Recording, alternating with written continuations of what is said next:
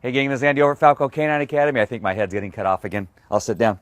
This is Noel. She's going to be a therapy dog working inside of a dentist office. And the dentist that owns this dog, he's Korean and has a lot of Korean patients. So the custom is to bow when they greet each other. And what he wants is that for Noel to bow at the dentist office when she is greeting people as they come in. Also doesn't want the dog to jump on people. We've got that pretty much solved. We have we're working on hitting the bells to be able to go outside. That's coming along, but she's been here for a little while. I think this is about her second week, and one of the things about her is she's very soft, and it took her a while to get used to the new environment and getting used to me. And so the start of training took a little bit of time to get started, because you don't want to pressure a dog when they're still trying to get used to who you are, because then it can just go completely wrong, and then the dog doesn't want to respond to training, and we don't want to do that. We want to make sure that as we do the training that things go well, and so some of that is just having patience. Hey Kelly, can you read and see what it says on there, on the front, without sticking your face right into the camera? Can you see it?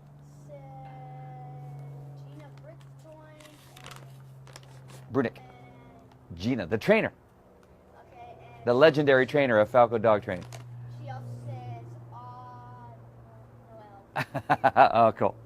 All right, so thanks, Gina, for joining us. And so I just want to take you through some of the process that we had to take to get Noel to begin to bow, the process. So we're about, I would say, 70% through the training process with her. And at one point, the light bulb will just come on and everything will start to work. So with any dog, with any behavior, at some point, the dog has to kind of know what it is that you want before it begins to respond to a command. So the position of bow in this case is the dog to have its elbows and its paws on the ground and its butt up in the air. So it looks like it's bowing down. All right. So that's the position I decided to take. And so first, you have to, before you do anything, you have to teach the dog what that looks like. And so with Noel, what we did about a week ago is began to take the dog, hold her belly up, take the treat, and then bring it down to the ground so that she puts her elbows on the ground and her paws. And when she does that, tell her, good, good. So we don't want to assign a word to it right at the beginning. We just want the dog to understand that's the position I'm looking for. And we repeat, and we repeat, and we repeat. And then at some point when the dog begins to get it fairly solidly, then we attach a word to it. You can either attach a word or a body language position. But since I was working alone, it was easier for me to start with the word, and then I'll show you how we begin to bring the position of the bow of somebody else to trigger the behavior from the dog. All right, so as we do that, as the dog begins to respond into that manner and get in that position, then I say bow, connecting that position with that word, and then giving the reward. We're using these Stella and Chewy's Dandy Lamb Dinner Patties, and she really seems to respond to these pretty well, so she's doing really good. So the next thing that I did prior to bringing in somebody else is then once she starts doing it, then I bring her towards me, I have my left hand underneath her belly, and I say bow, and I get down in the position which may look like somebody bowing, and then when she gets in that position and holds it without me holding her, then I give her the treat. All right, so I've moved from the position of holding her and putting her in that position to moving out in front and kind of doing a half, because I have to use my left hand to get her in position, and then saying the bow. So I'm leaning over and giving her the beginning stages of seeing somebody bow. So Ashley, can you tilt the phone up just a smidge so my head isn't cut off? I'll tell you when to stop. There you go. Good. All right. So the next step we took, and so we're talking about probably 7 or 8 days of working on this particular process to get to this point here. So Kelly, come on in. And so now I have my son, Kelly. How you doing? Nice haircut. All right, get some treats. We'll try to stay in the picture here.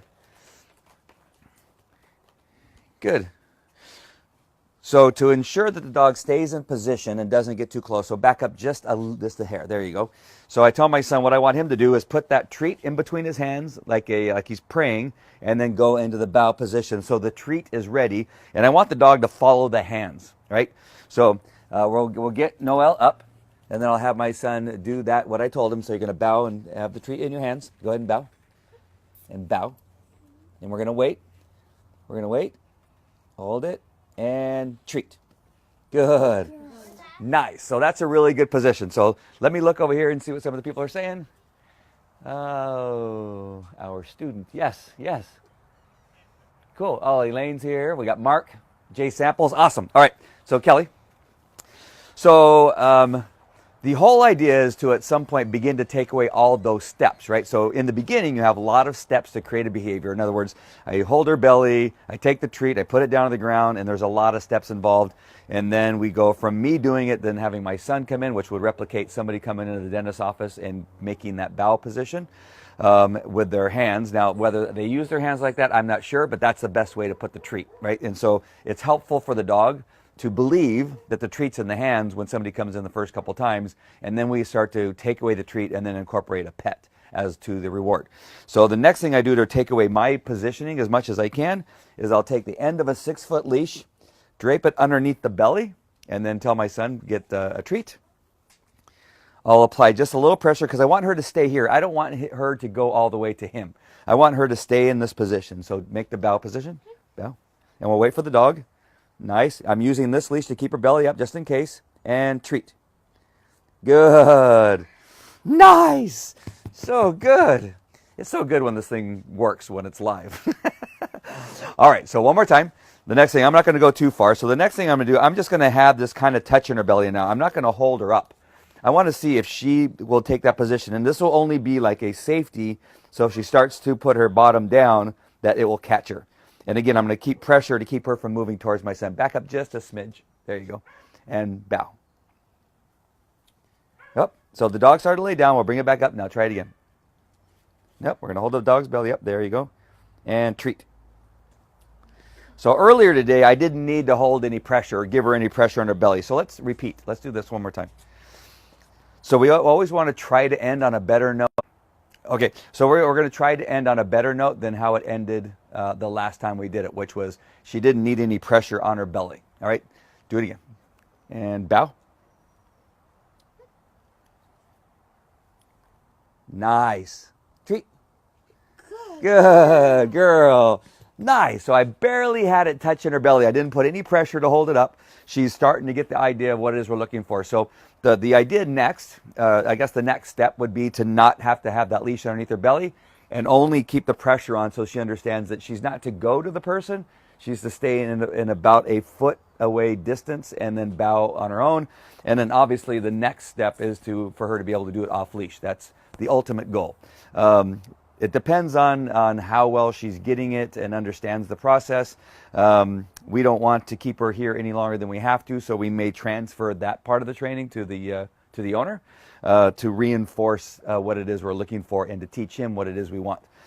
Because it's also an environmental thing. So I've done this now here in this part of the backyard. I've done it in the front yard. I've done it inside the house. So I want to make sure and do it in multiple places. Because just as a dog can learn a specific behavior, they can also learn that a specific behavior has to be done in a specific place. And so we want to make sure that the dog just understands that we want the dog to do it no matter where they're at, even at the dentist's office. Now, the one thing that we also worked on is that jumping thing. So, Kelly, pat your chest to try to get her to jump on you. Come on. Good. Pat her on the head. Nice. Good. Excitement. Yeah, pat. Come on. Good. Pat her for staying. Ray, can you? My other daughter came over here. All right. Try to get her to jump on you. So a change of voice sometimes, change of from a boy to a girl. Good. Nice. Good job. Good reward. Don't let her do that. Okay, do it again. We don't want pawing either. All right, good. Nice. All right, grab one of those treats and give it to her. Just one of the pieces. All right, Kelly, can you read anything that's on there? Tell me what we got going on over there. Well, our students. Yeah, got that. That now. Yeah. Mark Weisenberg. Joined, and Yeah. Elaine London joined. Okay, and Jay. Okay. All right, so if you guys have any questions, go ahead and ask your questions now. We'll sign off here in a little bit, but the bow is the goal. We will do another filming before she goes back. I'm guessing that we'll probably have her till about Friday. if we can get her to do it without all the extra leash underneath the belly and that kind of stuff, we're on the right track. This may look, the series of events that we talk about with Noel, it probably sound very similar to the steps we took with Morty, the mortuary dog, when we were teaching the dog to high five or to do something else, where you have to show the dog first. Once the dog begins to respond to the showing, then you stop showing and then have the dog respond, and you can use other means and tools to get that to happen. And then once the dog does it on its own, then we begin to add words, and then we can also add the nonverbal, the hand signals and that kind of stuff. So I hope this has been helpful for you. Noel's been a great student, and it's been very cool. Nice, thanks, Elaine. See ya.